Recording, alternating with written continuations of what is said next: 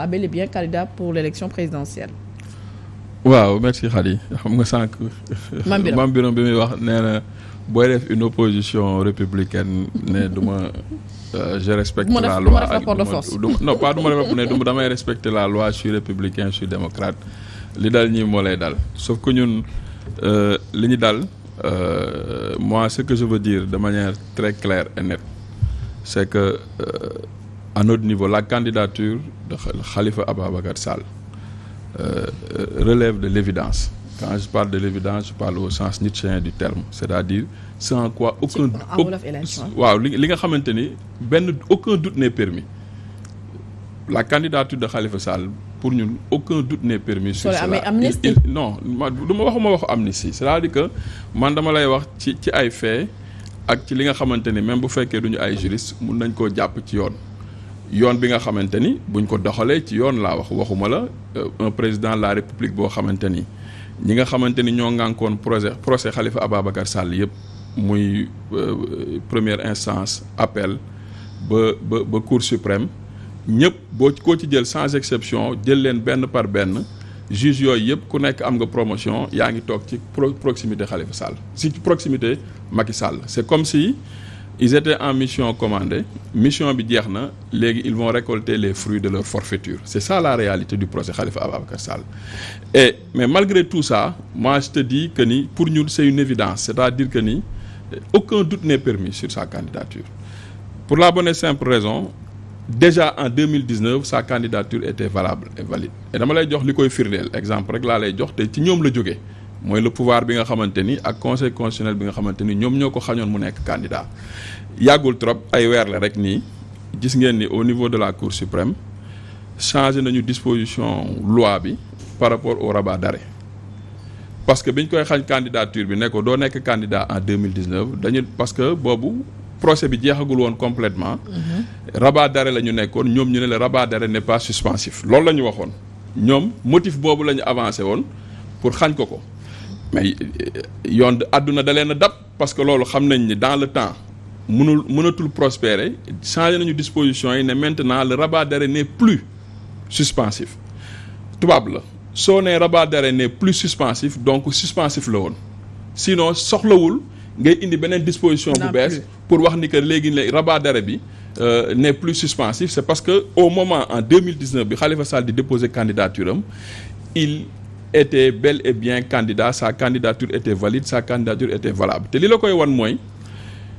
xamatuma ñaata pièces la peut-être que ñoom membre yi ngay fournir pour nekk candidat 12 pièces yi ñu ko laaj yëpp de A à Z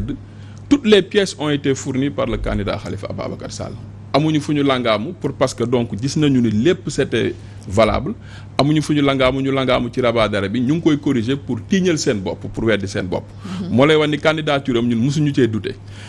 processus boobu la ñu nekk ba léegi parce que je tiens à expliquer également parce que pour nga perdre ay droits comme le droit de vote ak droit d'éligibilité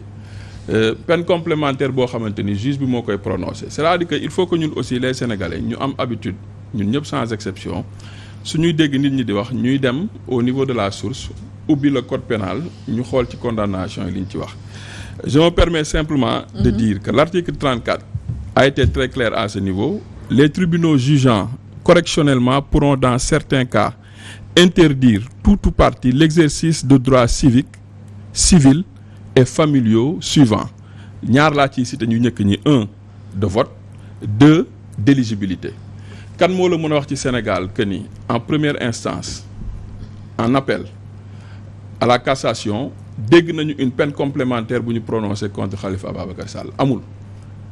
cette peine complémentaire qui l'article 34 laa wax ku nekk mën koo dem wëral sa bopp du code pénal cette peine complémentaire n'a jamais été prononcée dans son cas c'est-à-dire que il reste toujours électeur et éligible à ce niveau il n'y a pas de doute possible la dernière chose aussi xanaa yaa xayti même bu dee da nga ne da nga condamné nit ki et puis la condamnation on dit que ni tu perds tes droits à plus de 5 ans il n'a pas été condamné à plus de 5 ans et même si bu ñu dañ la condamné xanaa bu ñu la condamné délai de condamnation am na et une fois que ce délai est terminé qu'est-ce qui advient dañuy continuer rek ngay purger une peine boo xam ni condamnation bu doon 5 ans la 5 ans yi jeex na pour vous dire que y a autant d'éléments et d'arguments qui montrent en réalité qu'on est dans une candidature qui relève de l'ordre de l'évidence je tiens à préciser que l'évidence, c'est ce en quoi aucun doute n'est permis. Khalifa Sall, en disant qu'il est candidat, il ne le dit pas parce qu'on parle d'une amnistie, il le dit parce qu'il est candidat et il sera candidat. Et au niveau de la coalition de la coalition Taxawu Sénégal, nous n'avons qu'un seul et unique candidat et il s'appelle Khalifa Ababacar Sall. D'ailleurs, nous avons commencé nos activités politiques. Commencé nos activités politiques. Commencé nañu justement mettre en place dispositif politique bi nga xamante ni moo ñu yóbbu 2024 et incha allah jàpp nañ ni offre politique bi ñu nar a jox sénégalais yi. parce que pare na ba pare bu ñu leen ko joxee ñoom dinañ ko jënd def ñu président de la république pour ñu mën a liggéeyal askan bi. alors Mame Birame Khalifa Sall candidat pour 2024 comme ni ko El Hadj waxee est-ce que d'accord nga ni c'est une évidence. non d'accord uma de. parce que bu dee statu quo bi moo continuer maanaam li xewoon lii xew dara changé wu si. lii xew dara changé wu. duñ ko bàyyi mu nekk candidat du ma ne dina nekk candidat mais dama ne duñ ko bàyyi mu nekk candidat. la preuve mooy élection législative yi. 2019 waaw. non bu bii nii passé législative yi annoncé woon nañ ko ne day nekk candidat. ba soxna Aïda Mbodj taxaw ne Khalifa Sall su jiitewul liste bi élection du fi am. non Mame Birame bëgguma la couper mais élection législative yi moom moo bëggul nekk candidat c'est pas son élection Khalifa Sall n'a pas voulu être conseiller municipal c'est pas son élection waaw non ba mu laa wax weesu na ko Khalifa Sall n'a pas voulu être député parce que c'est pas son élection c'est un choix personnel élection bi nga xamante ni la preuve pour confirmer li ma lay wax si vous vous souvenez bien à la veille de l'ouverture de bi ñuy waaj a ubbi campagne électorale élection locale yi ci la defoon interview bi mu defoon sur une chaîne sénégalaise ensuite def ko sur une chaîne française moom mooy le premier à avoir alors que élection locale lañ doon waaj à avoir annoncé sa candidature pour la présidentielle. est-ce que ragaloo ni ngeen ko gëmee nii ak ni ngeen respecté texte yi nii sur le plan. on sait que le fait vous êtes des républicains. très bien alors est-ce que loolu moo ne même scénario boobu moo leen bu leen daloon en 2022 ragaloo leen. waaw en 2019 plutôt ragaloo mu dal en 2024. loolu beneen mbir la ñun c'est-à-dire que ba ni may wax ak yow tey. waaw mais ba ni may waxee ak yow tey certitude boobu duñ ci génn parce que certitude yoon la et puis borom xel yi la ñuy waxal ku am xel di nga xamante ndax liñ la wax nii mooy li am wala li amul. maintenant l'autre aspect mooy sur le terrain politique également lu mu jar pour mu nekk candidat parce que c'est notre candidat dinañ ko ci def 2019 c'était un autre contexte. Khalifa Sall était en prison il y avait X et X facteurs mais li ma la wax nii mooy candidature am. Ça ne souffre à notre niveau d'aucun doute. D'ailleurs, nous on est sur le terrain. D'accord. Les jeunes sont sur le terrain. Les femmes sont sur le terrain. Les cadres récemment, gis ngeen ko samedi, installé nañu seen cellule de cadre. Si on n'avait pas la conviction que c'est une candidature valide, valable et qu'on sera candidat en 2024, vous pensez que cette débauche d'énergie dinañ ko ci def. Il n'y a aucun doute à se faire à ce niveau. L'offre politique, elle est prête. Et cette offre politique, elle sera mise à la disposition des Sénégalais et nous penserons que les Sénégalais vont adhérer positivement à cette offre. Alors waa Taxawu Sénégal est-ce que ñoom d'après lu mu fi wax ni ils sont au courant que affaire yi comme ñoom ñu ngi foogee ne normalement loolu moo dans un pays normal loolu moo waroon am règle respecter tout ce qui est écrit règlement et tout que c'est pas comme ça que ça se passe jamono ji au Sénégal le Sénégal a complètement changé. Est-ce qu'ils sont au courant de ça? Surtout le président Macky Sall moom ça ne se passe pas comme ça. C'est vrai lu mu wax noonu ci article 34 bi dama koy dëggal. mais seulement dafa am loo xamante ni changé na ci diggante bi parce que le président Macky Sall dafa changé le code électoral am benn article bu nga xamante parce que yow li ngay wax nii d'habitude bu ñu la condamné sax bu dépassé 6 mois sa casier judiciaire dañuy wax ne viergetul de sorte que yow dootoo mën a participer à une élection Macky Sall nag bu président Macky Sall bu muy changé code électoral bi yematul ci yow waroo voter léegi dane boo mënul voter kenn du la mën a fal loolu moo indi coow li bu doon fële rek la ñu yem xëy na Khalifa Sall on aurait pu dire que kenn prononcé wul bi ñu koy condamné que il est inéligible pour 5 ans pour 10 ans loolu kenn waxu ko mais seulement si diggante bi te man je suis étonné que moom tuddul loolu que dañu changer code électoral bi wax de sorte que boo mënul voter pour être candidat il faut être électeur. très bien mais loolu ñëpp doon nañu wax ne sax c'est quelque part li nga xamante ne article la boo xam ne dañ koo taillé sur mesure pour génnee Karim Wade et Khalifa Sall de la course léegi nag bu nekkee loolu yëpp xew na fi te ci diggante bi amul lenn loo xamante ni changé na ñoom ñu ne seen candidature c'est une évidence mën na nekk évidence ci ñoom mais nekkul ne ñoom lu ñu bëgg finalement mooy am. donc moo tax ma ne bu ñu bëggee jàpp ne opposition républicaine maanaam toog ci plateau yi ak ci salon yi di wax. loolu mooy tax Khalifa Sall nekk candidat. mais pour man il se leurre. d'accord alors Pape Matar la candidature de Khalifa Sall gëm nga ko kon ñu ko militant wu taxaw Sénégal gëmee. gëm naa ko mais pas pour les mêmes raisons man dama yaakaar que ni président Macky Sall ci logique gu division lay dem te boo moytul 2024 li muy jéem a fexe mooy fexe ba opposition bi tas bëri ay candidats parce que noonu aussi noonu lay mënee peut-être fexe ba candidat bi nga xamante ne moom da koy tànn ci benn bokk yaakaar. mais waaye aussi c'était comme ça ñoom dañoo newul élection présidentielle ku nekk da nga demal sa bopp. d'accord xam nga wax ko ak def ko wute na tey jii bu ñuy continuer ci logique bi Khalifa Sall nekkul candidat da lay leer ni day jàppale Ousmane Sonko. te bu jàppale Ousmane Sonko dafay chance am dafay gën a mag. donc tey jii Macky Sall mu bàyyi leen ñoom ku nekk demal seen bopp comme ni ñu ko waxee et c'est sûr que ni dinañ am ay moment yoo xamante ni dinañ créer ay division parce que politique la. kee dina ñëw taxaw jox offre programmatique am lancer ay pic nga commencé gis ay division bu dul sax ñoom responsable seen biir xale yi seen biir ñooy commencé def li nga xamante ni moom mooy opposition bi naan kii moom moo gën kii kee moo gën kii ak yooyu noonu te après boo moytul ay division lay créer ay scission lay créer te man je pense que ni Macky Sall ci logique boobu la nekk boo déggee ministre bi nga xamante ne mooy wàllum justice ba muy toog di wax amnistie li muy wax mooy indiwaat Karim Wade indiwaat Khalifa Sall parce que ñoom ci seen logique jàpp nañu ni Sonko buy am lii mi am ci élection parce que Khalifa Sall ak Karim Wade bokkuñu donc bu ñu bokkee dinañ xëcc ci électorat am te bu ñu ko tasee peut-être ñoom dinañ si bénéficier wu loolu la ñuy jàpp et puis Macky Sall Khalifa Sall falu moo ko gënal fukki yoon parce que Khalifa Sall moo gën a pondéré moo gën a calme moo gën a peut-être moom moo gën a neex a baab que Ousmane Sonko bi lay waatal di da naan bu ma faloo dinaa def li nga xamante mooy voilà dinaa dem saytu alal bi nga xamante moom nga jël nga ko li ngeen jot a tabax ak yooyu yëpp tey jii da ngay préférer booy dem keneen koo xamante ni amoo peut-être li nga xamante ni moom mooy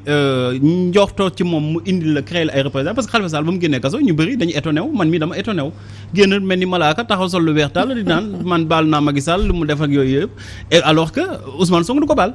bu nekkul Ousmane Sonko nañu tëjoon ci kaso ci jamono yooyu bu génnee li muy njëkk def mooy charger Macky Sall. loolu moom c'est évident. mais est-ce que bokk na posture Khalifa. moom laa wax moo gën a pondéré moo gën a calme. il a été ministre donc. c'est un non du loolu xam na am na expérience xam nañ ni am na position yoo xam boo fa tollee il faut nga tenir benn discours boo xamante c'est apaisant. non Abdoulaye Wade nekk na président de la République te terewul taxaw na fii jiiñ président bi ni ko ay affaire de dëmm gi kenn xamul du responsabilité yi nga am c'est juste que nit ki ni nga mel la nature am la moom Khalifa Sall nature am noonu la mooy nit ku calme la day jéggale day jàll ci leneen mais